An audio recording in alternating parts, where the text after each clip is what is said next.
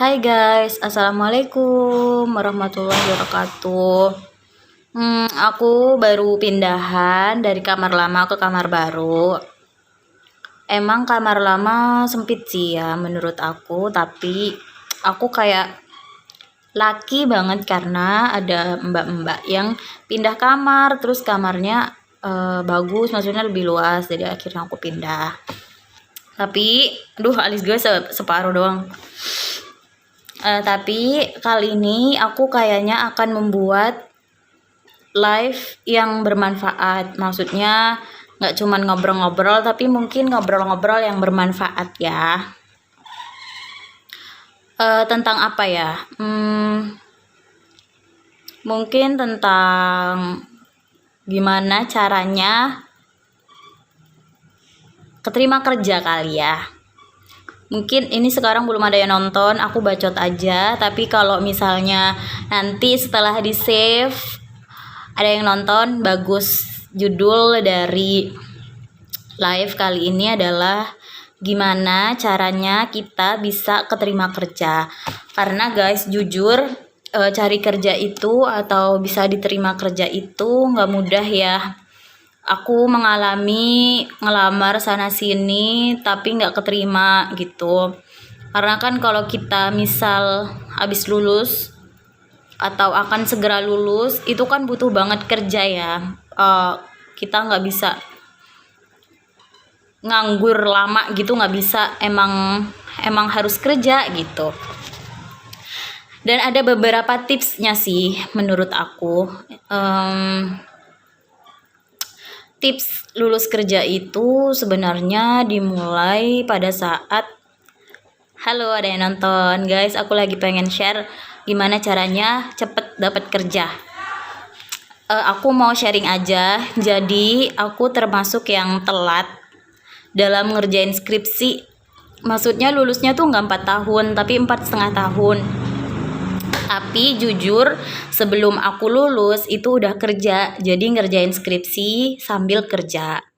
Kenapa aku kayak gitu? Karena emang terlalu gabut sih guys. Aku 4 tahun itu ngambil mata kuliah, terus dari 4 tahun lebih itu aku cuman ngerjain skripsi aja. Jadi aku memutuskan untuk ya udah gitu, dibandingkan gabut mending aku sambil kerja gitu. Sebenarnya kuncinya itu kalau di awal-awal kita nggak boleh pilih kerjaan, jadi kayak udahlah nunggu kerjaan yang bagus dulu gitu. Menurut aku yang perlu kita lakukan kalau kita udah skripsian, jadi udah nggak megang mata kuliah lagi tapi skripsi doang, itu udah mulai harus cari kerja, udah mulai harus dapat kerjaan. Karena kalau misalnya kita, halo Ali Adlan, karena kalau misalnya kita nggak kerja, nggak punya pengalaman, itu ke nextnya bakal susah. Mungkin ada orang yang ngomong gini ya, kan pengalamannya itu bisa dilihat dari organisasi-organisasi kita. Iya, itu juga cukup. Tapi untuk kedepannya kita nggak bisa hanya melihat dari pengalaman organisasi, tapi emang dari pengalaman kerja guys. Halo semuanya, udah 3 orang yang nonton. Insya Allah kali ini bermanfaat kok, jadi kalian bebas keluar masuk di live ini gitu ya guys. Jadi pertama kita nggak boleh pilih kerjaan.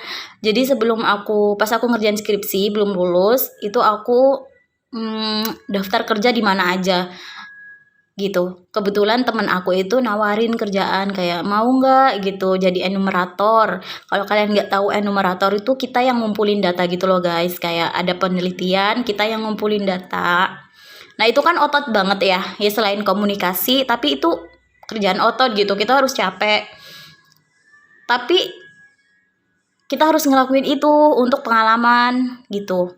Jadi dulu aku ditawarin temenku tuh baru pekerjaan ini ditawarin, terus akhirnya aku ambil aja. Pokoknya kalau ada yang nawarin ambil. Bahkan waktu itu aku daftar ke 5 lowongan kerja belum lulus. Lagi skripsian daftar ke 5 kerja, tapi yang keterima itu 2 kerjaan guys, 2 kerjaan. Jadi yang pertama itu ambil data ya, itu di Cisti namanya. Jadi aku ambil data itu dan kerjaannya cuma 10 hari doang. literally 10 hari doang. Dan itu bayarannya lumayan sih, kayak 5,5 juta 10 hari. Jadi aku mau banget dong gitu, 5,5 juta 10 hari kapan lagi gitu. Terus akhirnya aku ambil tuh yang kerjaan itu gitu. Terus nggak lama kemudian ternyata aku diterima lagi kerja yang kedua, itu di Dinas Kesehatan DKI Jakarta. Tapi emang kerjanya itu waktu itu cuma seminggu, yaitu disuruh input data COVID. Ya udah, aku kerja 2 tempat. Nah, lumayan juga tuh yang gajinya yang Dinkes DKI. Ternyata dari seminggu itu diperpanjang guys, diperpanjang bahkan sampai sekarang gitu. Jadi emang pertama kuncinya nggak milih-milih kerjaan, kerja apapun di awal tuh emang kita harus ambil. Yang kedua, daftar di mana aja. Setiap ada lowongan di Instagram atau ditawarin teman atau nemu dimanapun, nyari-nyari di Google, nyari di LinkedIn, kita harus daftar kemana aja. Karena menurut aku rezeki kita itu akan pas kok ke kita gitu. Kita daftarnya di mana-mana nih, tapi pasti yang keterima itu adalah yang rezeki kita, yang kita mampu, yang kita nyaman di pekerjaan itu gitu. Itu yang kedua. Jadi tips pertama nggak milih-milih kerjaan. Tips kedua adalah daftar di mana aja, kapan aja. Pokoknya tiap ada lowongan kita harus daftar. Udah tuh aku sambil kerja sambil skripsian kan, karena emang ada beberapa perusahaan yang gak butuh ijazah, yang penting dia tuh udah kuliah gitu. Jadi pas aku lulus, 4,5 tahun aku lulus, jadi lumayan telat ya, telat 1 semester. Akhirnya aku bisa apply menggunakan ijazah guys. Jadi yang tadinya gak ada ijazah daftarnya, kayak cuman CV biasa, akhirnya aku daftar kerjaan lain dengan ijazah. Dan sisi positifnya adalah kita udah ada riwayat pekerjaan tuh tadi 2 kan. Yang pertama yang enumerator, yang kedua yang input data di Dinkes DKI Jakarta.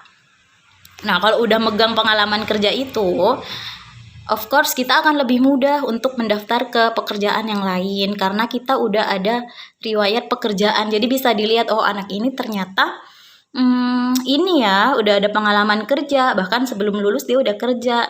Nah, nanti rekrutmen atau perusahaan itu akan lihat nih, ternyata anak ini cukup rajin gitu. Itu yang pertama, yang kedua. Yang ketiga adalah tipsnya, di pekerjaan apapun kita tuh harus melakukannya dengan baik. Misal kita cuma daftar sebagai admin gitu ya, admin maksudnya yang cuman nyatet atau apa, tapi harus dilakukan dengan baik karena apalagi di bidang kesehatan itu ngeling gitu loh guys, kayak orang tuh akan tahu nih, oh dia pernah kerja di Dinkes, ditanyain tuh sama orang Dinkes, ini gimana nih kerjaannya, bagus gak? Nah gitu. Jadi ngeling. Jadi di pekerjaan apapun kita emang harus sabar, emang harus ulet. Ulet itu penting gitu. Akhirnya yang dari yang dari Dinkes diperpanjang, ternyata Cisdi ada project baru, kita dipanggil lagi gitu. Jadi tuh emang gitu guys, aku tuh dulu apa aja pokoknya gue dapet uang deh gitu. Akhirnya ya untungnya aku punya temen yang punya semangat kerja yang sama gitu, punya semangat kerja yang tinggi banget, akhirnya ikut. Jadi mereka daftar di mana gue juga ikut, daftar di mana gue juga ikut gitu ya. Akhirnya gitu deh. Terus tips berikutnya, kita harus melihat pekerjaan kita, kan kita udah punya pengalaman tuh tadi.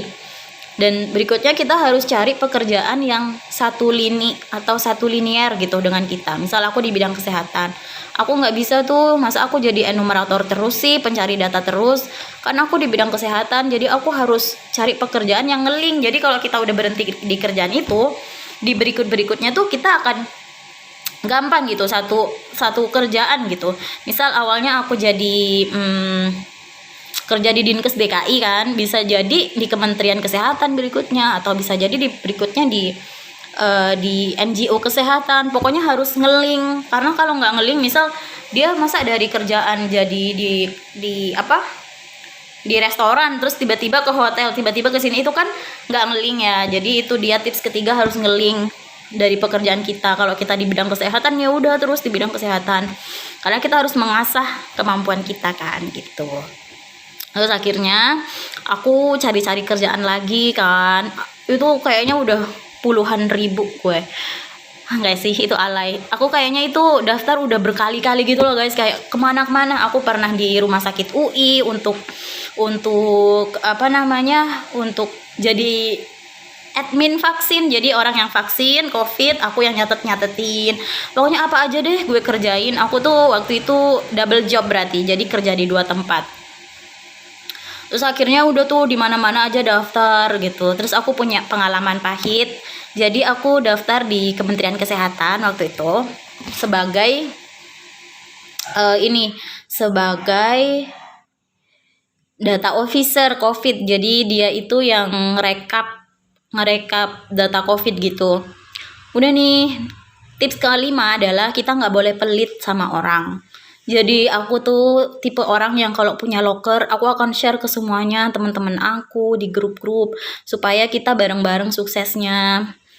Kalau aku yakin dan percaya kalau kita baik sama orang, kalau kita ngasih kesempatan kepada orang, pasti Allah akan ngasih kita gitu. Nggak mungkin Allah nggak bales kalau kita berusaha untuk baik ke orang, berusaha untuk sharing ke orang. Jadinya aku nggak apa-apa gitu. Bahkan aku yakin nih, aku ini apa namanya, punya saingan. Kalau misalnya kita nge-share loker ke orang, kan pasti kita bersaing dengan orang itu ya. Makanya aku waktu itu it's okay, aku share tuh ke teman-temanku, guys kalian butuh loker nggak? Nih aku ada, udah daftar aja gitu. Pokoknya aku nge-share semua loker itu ke orang lain. Akhirnya guys, tahu nggak, ternyata temenku keterima, aku nggak keterima yang di Kementerian Kesehatan ini. Jadi aku nih yang dapet duluan, yang daftar duluan, yang serius, nggak keterima. Tapi teman aku yang aku kasih di 1 jam sebelum penutupan, dia yang keterima. Sedih dong, ya sedih banget, kayak ya Allah, kok aku sih nggak diterima gitu. Kok teman aku yang aku kasih loker kok keterima gitu. Intinya aku sedih banget pada saat itu. Terus aku kayak berburuk sangka gitu sama Allah. Kok Allah gitu banget sih? Aku kan pengen banget kerjaan ini gitu. Aku pengen banget kerja di Kementerian Kesehatan, aku bilang gitu kan. Terus akhirnya let it go. Jadi ya udah, kalau udah kayak gitu kita daftar lagi di tempat lain. Jadi kita emang nggak boleh berlarut-larut gitu loh guys, dalam kesedihan, dalam keterpurukan gitu ya. Dan nggak boleh minder gitu. Ya udah, alhamdulillah temanku keterima. Akhirnya harus menerima itu sih. Alhamdulillah temanku keterima, aku harus nyoba lagi di tempat lain. Akhirnya aku daftar, kayaknya tuh aku puluhan deh daftar kemana-mana. Kebetulan nih beberapa bulan yang lalu, bulan Juli, itu aku daftar di Kementerian Kesehatan. Terus aku daftar juga di BPJS. Aku daftar juga di NGO. Jadi NGO tuh kayak perusahaan Amerika yang ada di Indonesia, namanya USAID gitu. Jadi aku daftar banyak banget, tapi yang paling aku ingat tuh tiga itu. Jadi di Kementerian Kesehatan, BPJS, sama USAID. Dan aku nggak ada kepikiran aku akan keterima atau apa. Yang penting aku selalu memperbaiki diri, memperbaiki CV itu penting. Kayak kita harus nanya-nanya ke orang, CV yang bagus tuh kayak mana sih gitu. Nanya-nanya ke temen yang udah keterima. Terus akhirnya di bulan Juli kemarin, alhamdulillah, 3-tiganya manggil aku untuk wawancara, untuk tes tulis. Jadi BPJS, terus USAID, terus Kementerian Kesehatan, itu udah 3-tiganya manggil. Setelah perjuangan banyak ya, itu bukan yang sekali terus aku langsung keterima 3 gitu, enggak. Tapi itu panjang banget, kayak daftarnya puluhan, ada yang nggak manggil, ada yang lupa, ada yang nggak kasih pengumuman, ada yang minta maaf gitu. Pokoknya tuh itu butuh proses untuk menuju ke sana. Terus akhirnya aku keterima di 3 minta tes tulis. Akhirnya aku tes tuh. Tes yang pertama itu yang BPJS, dia ada psikotes, terus ada tes matematika gitu. Pokoknya ribet banget deh. Karena sebagai aku daftarnya di BPJS itu jadi ini ya. Lupa deh namanya. Jadi ini loh, kalau ada yang ngeklaim asuransi BPJS di COVID, kita yang ngecek apakah dia udah bener, apakah dia bener-bener COVID atau kayak apa gitu. Pokoknya kita yang mengurus perhitungannya gitu. Terus yang di Kementerian Kesehatan itu jadi teknik officer di program HIV/AIDS itu dipanggil juga, alhamdulillah. Terus yang ketiga itu sebagai time bound konsultan di NGO yang Amerika itu. Terus akhirnya udah tuh tes tulis kan. Nah, tips keenam adalah kita harus mempersiapkan semuanya dengan matang. Jadi dalam setiap proses ya, tes tulis, tes wawancara, kita nih dari sekian ratus orang, bahkan ribuan orang, kita yang dipanggil gitu. Dari ribuan orang yang daftar, kita yang dipanggil wawancara, kita yang dipanggil tes tulis. Jadi yang kita lakukan adalah mempersiapkan sematang mungkin. Jadi sesiap mungkin. Misal ada tes tulis nih, kita harus nanya sama orang-orang. Biasanya kalau di perusahaan ini tes tulisnya tuh kayak apa sih gitu. Kalau perlu kita tanya sama orang yang ngerekrut kita nanya sama, biasanya kan ada kakaknya kan, kakak yang menghubungi kita. Nah, kita tanya tuh, "Kak, tesnya kayak apa sih, Kak?" gitu. Terus kita belajar. Pokoknya aku waktu itu belajar banget deh, kayak psikotes. Terus belajar Excel, belajar banget gitu. Terus ya udah guys, akhirnya tesnya barengan semuanya. Terus akhirnya dipanggil wawancara. Jadi alhamdulillah yang BPJS sama yang NGO itu, NGO Amerika dipanggil wawancara. Akhirnya aku ikutan wawancara. Tipsnya lagi ketujuh. Wawancara kan kesannya simpel kan. Kayak ya udah kamu ditanya aja gitu nama atau backgroundnya seperti apa. Tapi guys, ternyata itu kita harus belajar. Karena aku pernah daftar di CISDI 3 kali lolos tes tulis, tapi di wawancara nggak lolos. Jadi literally aku gagal sampai di tahap wawancara. Nah, aku belajar dari situ bahwa kita harus persiapin wawancara. Nah, caranya persiapkan wawancara itu kita harus rajin nonton di YouTube. Nah, di YouTube tuh ada kayak YouTuber yang ngasih bocoran gitu loh, pertanyaan wawancara kerja tuh kayak mana dan gimana cara kita jawab. Dan emang kita harus latihan terus sama sholawatin atau kasih al-fatihah orang yang wawancara kita.